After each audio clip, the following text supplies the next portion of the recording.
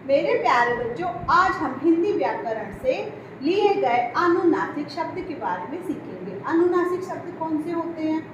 अनुनासिक शब्द वे स्वर हैं जिनके उच्चारण वायु मुख के साथ साथ नाक से भी बाहर निकलती है।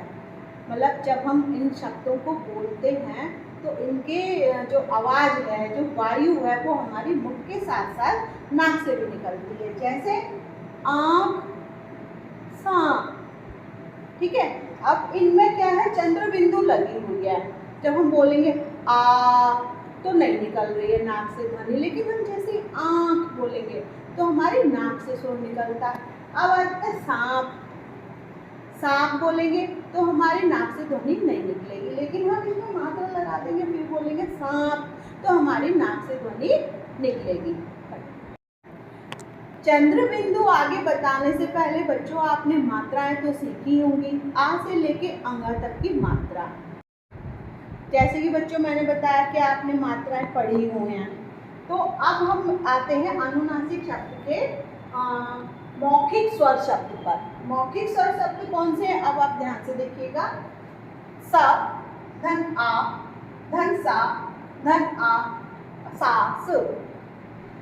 भ, धन आ, धन ग, धन अ, भाग। ग, धन औ, धन द, धन आ, गोद।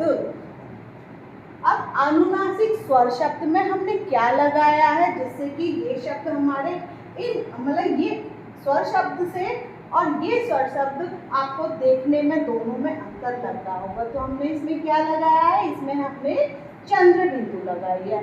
कैसे लगाई है? अब हम इसको कैसे पढ़ेंगे? स, धन आ, यहाँ हमने पढ़ा था आ और यहाँ हम पढ़ेंगे आ, ठीक है। तो आ में हमारी ध्वनि कैसे सुनाई दे रही है? नाक के स्वर से आ। और इधर हमने पढ़ा था आ, अंतर है कि नहीं है? सा, धन आ, सांस, सांस यानी प्राणवायु। अब आते हैं अगला, भा, धन आ, ध, गा, धन आ, भांग। भांग आप सभी जानते ही हो। भांग भांग कैसे, जैसे शिवरात्रि में शरबत बनाते हैं, होली पे शरबत बनाते हैं तो भांग मिला के बनाते हैं। तो भांग क्या होती है? जड़ी बूटी का नाम है।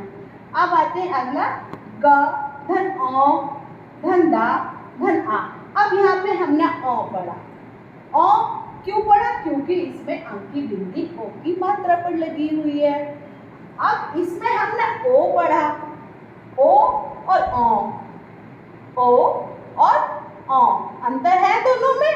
ओ पढ़ेंगे कोई मात्रा नहीं है तो हम इसको बोध पढ़ेंगे।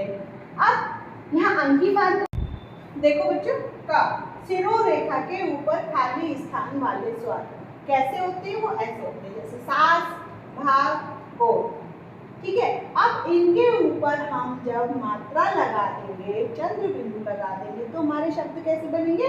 सांस, भांग, बम। उसी तरह से शिरोरेखा के ऊपर मात्रा चिन्ह वाले स्वर शब्द, मात्रा चिन्ह जिन शब्दों पर मात्रा लगा दी जाती है, शिरोरेखा के ऊपर मात्रा वाले शब्द, ई, सिंघाड़ा, सिंचाई, हिंडोला। ईंट, ईंधन, छींक, हींग। पैदा, भेंट, गेंद, बैंड। भैंस, मैं, कैंची, बैंगन। ओंठ, छौंक, गोंद, चौंच। औंधा, चौसठ, धौंस, भौंकना। इसी तरीके से आपको इन मात्राओं वाले शब्दों का अभ्यास करना है और उनको बोल के देखना है।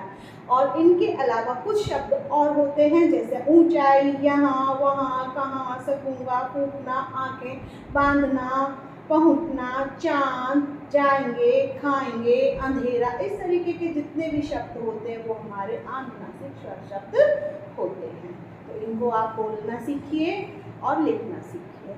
अब हम मिलते हैं आपसे अपनी अगली वीडियो।